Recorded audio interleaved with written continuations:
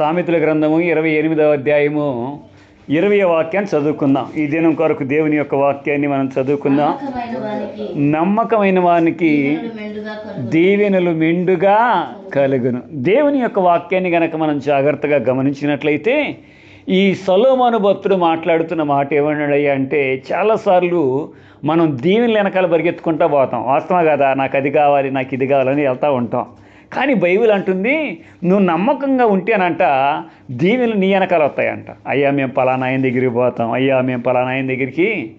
ఇక్కడ రెండింటికి తేడా ఉంది. వాస్తవంగా కొన్నిసార్లు మనిషి పరిగెత్తుకుంటూ వెళ్తాడు, కొన్నిసార్లు మనిషి పరిగెత్తుకుంటూ వెళ్తాడు, కొన్నిసార్లు ఆశీర్వాదాలు మన వెనక పరిగెత్తుకుంటూ వస్తాయి. ఇక్కడ మనం జాగ్రత్తగా గమనించినట్లయితే ఈ సామెతల గ్రంథం రాసిన సొలొమోను గారు, దేవుడు ఒక రోజున ప్రత్యక్షమై నీకేం కావాలయ్యా అంటే ఏం అడగలేదు, కానీ జ్ఞానాన్ని అడిగిన ఈ సొలొమోను అంటున్నాడు, నువ్వు దేవునికి నమ్మకంగా ఉంటే దీవెనలు మన దగ్గర వస్తాయంట. చెప్పండి, దేవునికి మనం నమ్మకంగా ఉండాలి. వాస్తవంగా చాలాసార్లు మనం మనుషులకు నమ్మకంగా ఉండటానికి మనం ప్రయాసపడతాం, లేకపోతే ఇంకొకరికి నమ్మకంగా ఉండటానికి మనం ప్రయాసపడతాం.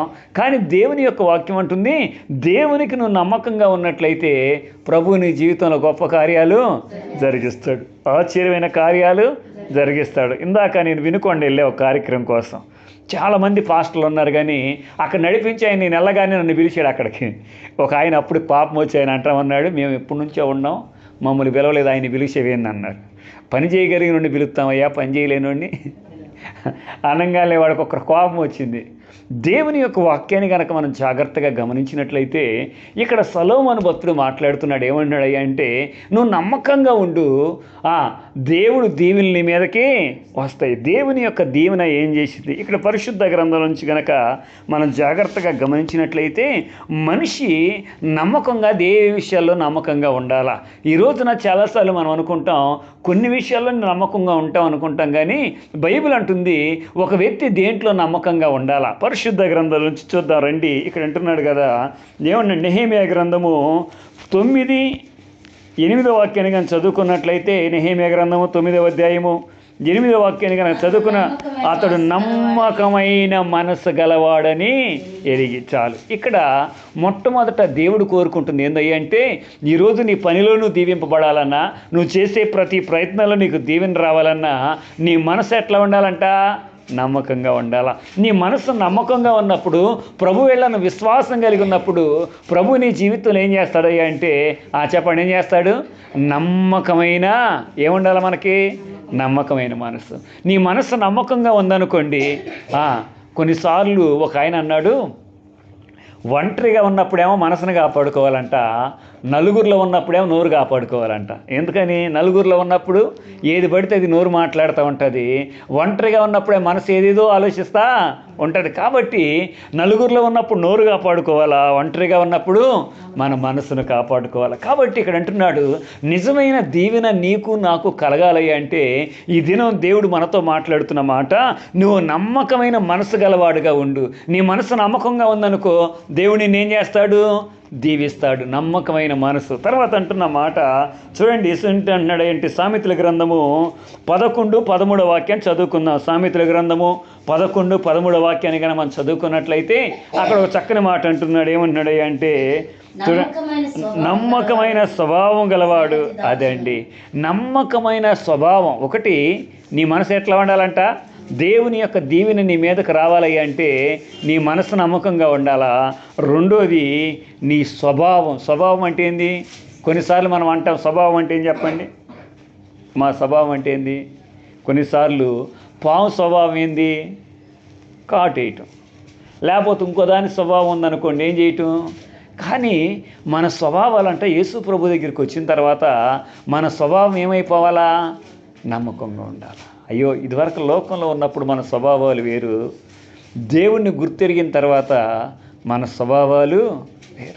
దేవుణ్ణి గుర్తెరిగిన తర్వాత ఎన్నో శ్రమలు వస్తాయి, ఎన్నో శోధనలు వస్తాయి. వీటన్నిటిలో నుంచి మనకు జయం కావాలయ్యా అంటే మనం ఏం కలిగి ఉండాలయ్యా అంటే నమ్మకమైన స్వభావం. ఒకటి, నమ్మకమైన మనసు మన కుటుంబంలో ఉండాలా. రెండోది మన స్వభావం ఎట్లా ఉండాలంట, మన మాటలు ఎట్లా ఉండాలా, నమ్మకంగా. ఎప్పుడైతే మనం అట్లా ఉంటామో, అందుకే దావీదు అన్నాడు, దావీదు వెనకాలంటే 2 పడతా వస్తున్నాయంట. వెనకాల ఏం పడతా వస్తున్నాయి దావీదు వెనకాల? దావీదు వెనకాల 2 పడతా వస్తున్నాయి. 23వ కీర్తనలు అంటాడు, కృప. ఆ 2 ఏం చేస్తున్నాయంట? నువ్వు వెళ్తానే నా క్షేమమా, నువ్వు వెళ్తే ఎట్లా, నేను కూడా వస్తున్నాను. కృప కూడా ఏం చేస్తుందంట? దావీదు వెనకాల అదే దావీదు అంటాడు, కృపా క్షేమములు నా వెంట వస్తున్నాయి, నా ముందర వస్తున్నాయి అంటలా. ఏమంటున్నాడు చెప్పండి? వెనకాల అంటే దేవుని యొక్క దీవెన నీ మీదకు రావాలి అంటే మనం నమ్మకమైన మనుషులుగా మారాలా. ప్రార్థనకు రావటం కాదు. కానీ చాలామంది అంటారు పెద్ద బైబిల్ తీసుకొని ప్రార్థనకి, పెద్ద బైబిల్ తీసుకెళ్తే ప్రార్థనకి అయితే దీవెన రావండి. దీవెన అనేది ఎప్పుడు వచ్చింది అంటే మనం నమ్మకంగా ఉండాలా. ఈ నమ్మకత్వంలో ఏముంది అంటే మొట్టమొదట నమ్మకమైన మనసు గలవారుగా మనం ఉండాలా. రెండోది నమ్మకమైన స్వభావం కలిగిన వారుగా ఉండాలా. యెషయా గ్రంథంలో అంటాడు 8:9, యెషయా గ్రంథం 8వ అధ్యాయం 2వ వాక్యాన్ని కానీ చదువుకున్నట్లయితే నమ్మకమైన సాక్ష్యము అంటాడు. చదవండి అక్కడ మాట ఏమన్నట్టు, నమ్మకమైన సాక్ష్యము. చూడండి, అంటే మనం ఏదైనా మాట పలిగేటప్పుడు మన మాటలు ఎట్లా ఉండాలా? నమ్మకత్వం ఉండాలా. ఎప్పుడైతే మనం నమ్మకంగా పలుకుతామో ప్రభు మన జీవితంలో ఏం చేస్తాడంటే కొన్నిసార్లు వాస్తవంగా నమ్మకంగా పలిగేటప్పుడు మనకేమొస్తాయి, కొన్నిసార్లు సమస్యలు వస్తాయి, కొన్నిసార్లు శోధనలు వస్తాయి. కానీ ఆ విషయాల్లో మనం భయపడకుండా మనం ఉన్నప్పుడంట ప్రభు ఏం చేస్తాడు అంటే మనల్ని దీవిస్తాడు. దేవుడు మనల్ని ఏం చేస్తాడు? ఆశీర్వదిస్తాడు. దేవుడు మనల్ని ఆశీర్వదించాలి అంటే మనం నమ్మకమైన వారుగా ఉండాలి. దేవునికి నువ్వు నమ్మకంగా ఉన్నావు అనుకో, అన్ని విషయాల్లో నమ్మకంగా ఉంటావు. దేవునికి నమ్మకంగా లేకపోతే మనం ఎక్కడ కూడా నమ్మకంగా ఉండలేదు. దేవునికి నమ్మకంగా ఉన్నప్పుడు ఏం దీవెన కలిగిద్దని మాట్లాడుతున్నాడంటే నమ్మకమైన వానికి మెండైన దీవెనలు అంట. ఆ దీవెన ఎంత అని చెప్పలేం. చెప్పండి, ఆ దీవెన ఎంత అని చెప్పలేం. కానీ అది మెండైన దీవెన. ఆ మెండైన దీవెన రావాలి అంటే నువ్వు నమ్మకంగా ఉండాలా. ఏ విషయంలో నమ్మకంగా ఉండాలా? మొట్టమొదట నీ మనసు నమ్మకంగా ఉండాలా. రెండోది నీ స్వభావము నమ్మకంగా ఉండాలా. మూడోది నీ సాక్ష్యము నమ్మకంగా ఉండాలా. నేను దేవుని బిడ్డనన్న చోట ఎక్కడైనా దేవుని బిడ్డగానే బ్రతకాలా. ఆదివారం దేవుని బిడ్డగా బ్రతికి సోమవారం సైతాన్ని బిడ్డగా బ్రతకూడదు. మనం ఎట్లా ఉండాలంట? ఆదివారం దేవుని బిడ్డగానే ఉండాలా, సోమవారం కూడా దేవుని బిడ్డగానే ఉండాలా, మంగళవారం కూడా. అంటే ప్రతిరోజు ఎట్లా ఉండాలా? కొంతమంది కొన్నిసార్లు పూనకాలు వస్తూ ఉంటాయి, దేవుని బిడ్డలాగా ఉంటారు. అప్పుడు దెయ్యం బిడ్డలు అట్లా ఉండకూడదండి. దేవుని యొక్క వాక్యాన్ని కనుక మనం జాగ్రత్తగా గమనించినట్లయితే ఇక్కడ మాట్లాడుతున్న మాట ఏమంటున్నాడయ్యా అంటే నీ సాక్ష్యం ఎట్లా ఉండాలంట? నమ్మకం. నీ భర్త నీ గురించి మంచి సాక్ష్యం చెప్పాలా, నీ భార్య నీ గురించి మంచి సాక్ష్యం చెప్పాలా. ఎప్పుడైతే మనం అట్లా ఉంటామో ప్రభు మనల్ని ఆశీర్వదిస్తాడు. మన కుటుంబాలను దేవుడు ఏం చేస్తాడు? ఆశీర్వదిస్తాడు. తర్వాత అంటున్న మాట ఏమన్నాడు తెలుసా? ఎక్కడన్నాడు? లూకాసు సువార్త 12:42 వాక్యం కనుక చదువుకున్నట్లయితే ఇక్కడ మాట్లాడుతున్న మాట లూకాసు సువార్త 12:42 వాక్యంలో అంటున్న మాట ఏమంటున్నాడు అంటే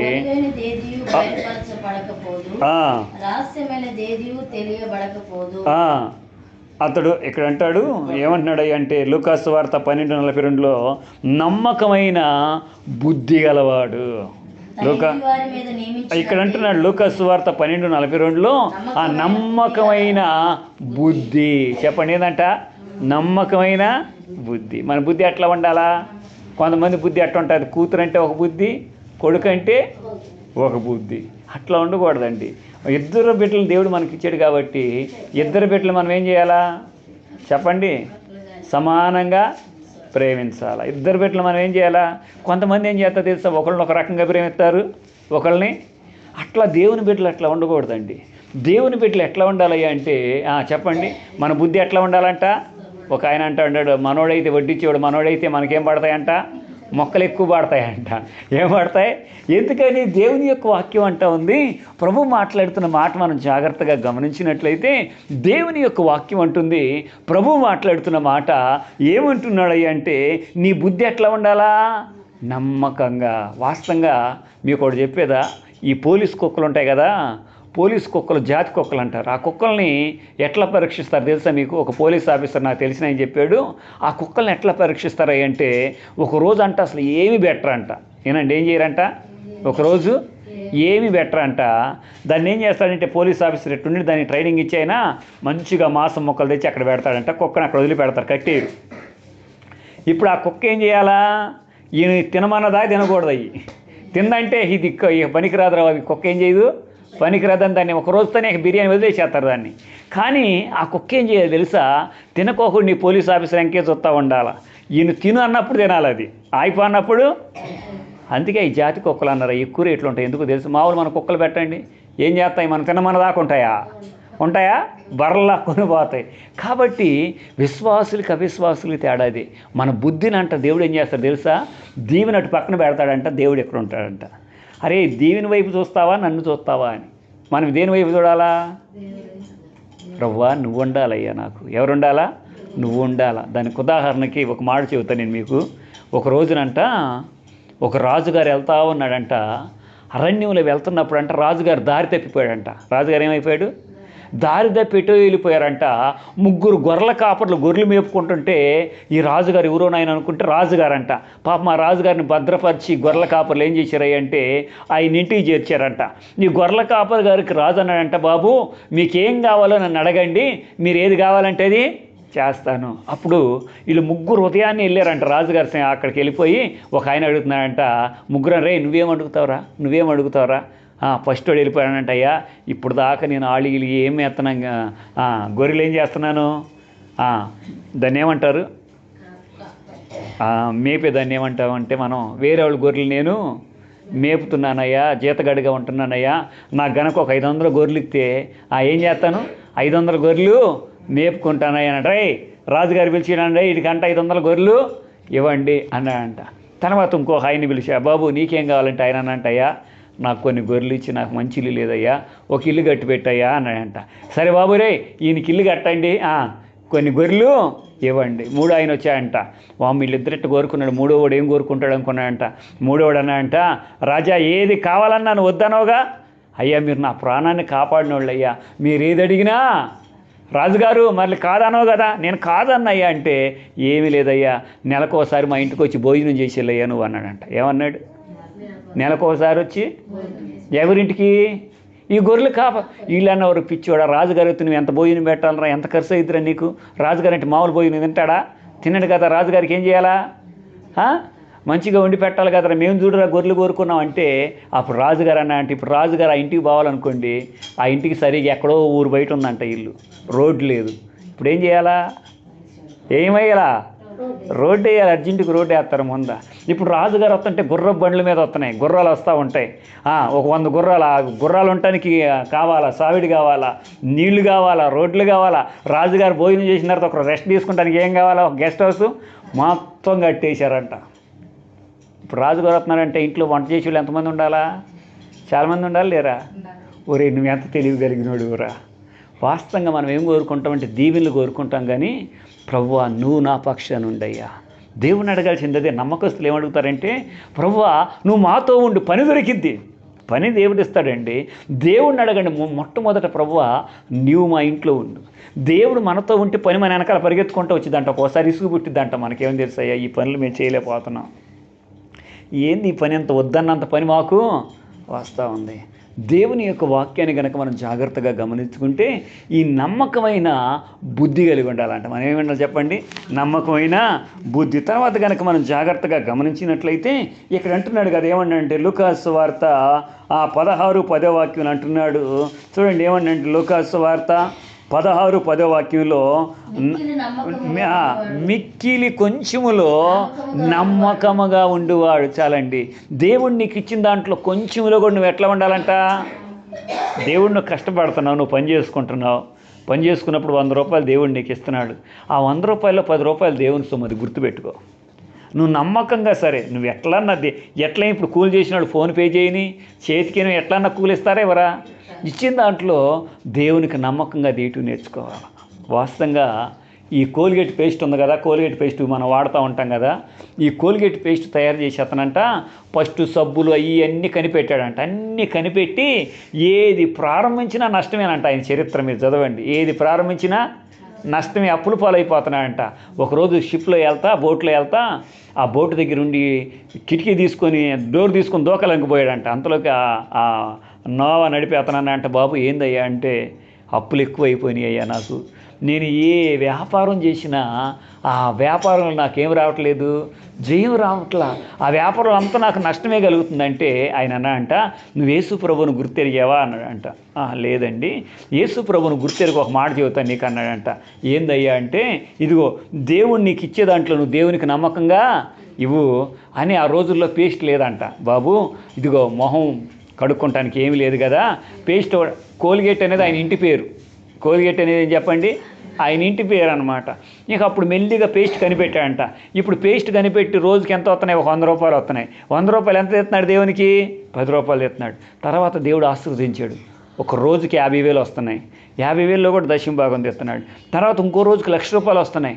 అట్లా అట్లా అట్లా ఆయన ఏం చేస్తున్నాడు, 10 రూపాయలు తీసేవాడు కాస్త ఇప్పుడు ఏమైంది తెలుసా, 100 రూపాయలు అంట ఆయనకు వచ్చానంట, 99 రూపాయలు దేవుడికి ఇస్తానంట, ₹1 తీసుకున్నాడంట. ₹1 తీసుకున్నా కూడా కొన్ని కోట్ల రూపాయల లాభం వస్తూ ఉందంట ఆయనకి.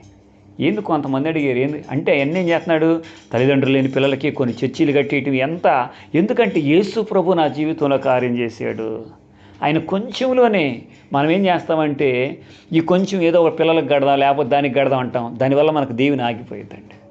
ఎంత బాధ అన్నా ఉండని దేవుడు నీకు ఇచ్చిన దాంట్లో మనం లెక్కలు చూసుకుంటాం కదా, ఇదిగో ఇప్పుడు పని చేసాం, నా పనిలో ఎంత వస్తాయో తెలిసిద్దా తెలియదా మనకి, అయ్యా తెలిసిద్ది. అప్పుడు తెలిసినప్పుడు దీంట్లో నేను దేవునికి ఎంత ఇవ్వాలి, నా దేవుంది నేనేం చేయాలి, దేవునికి కొంచెంలో నువ్వు నమ్మకంగా దేవునికి ఇవ్వు, దేవుడు నిన్ను దీవించకపోతే అప్పుడు అడుగు.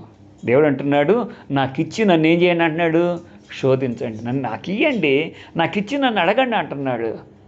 దేవునికి కొంచెంలో కూడా మనం ఎట్లా ఉండాలి అంటే, ఎక్కువ ఉన్నప్పుడు కాదు.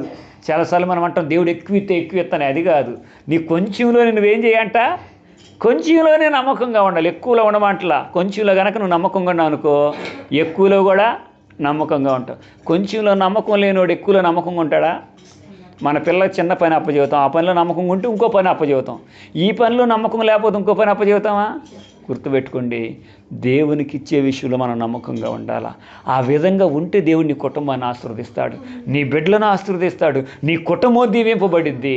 కాబట్టి తర్వాత మనం జాగ్రత్తగా గమనించినట్లయితే చూసుకుందాం. తర్వాత అంటున్నాడు కదా, ఏమంటున్నాడు అంటే, కీర్తన గ్రంథము ఈ చివరిగా ఒక మాట చూసుకుని మనం ముగించుకుందాం. కీర్తన గ్రంథము 101వ కీర్తన 6వ వాక్యం చదువుకుందాం.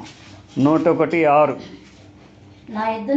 నా యొద్ద నివసించినట్లు దేశములో నమ్మకస్తులైన వారిని ఏం చేస్తాడట, నమ్మకంగా నడిచే వాళ్ళ కోసం దేవుడు ఏం చేస్తున్నాడు అంటే, మన నడక ఎట్లా ఉండాలా, నమ్మకంగా ఉండాలా. మనం నడిచే నడక ఈ రోజున చాలామంది నమ్మకమైన నడక లేదండి. ఈరోజు ఎవరు నమ్మాలో ఏమి నమ్మాలో కూడా అర్థం కాని పరిస్థితిలో ఉంటా ఉన్నాం.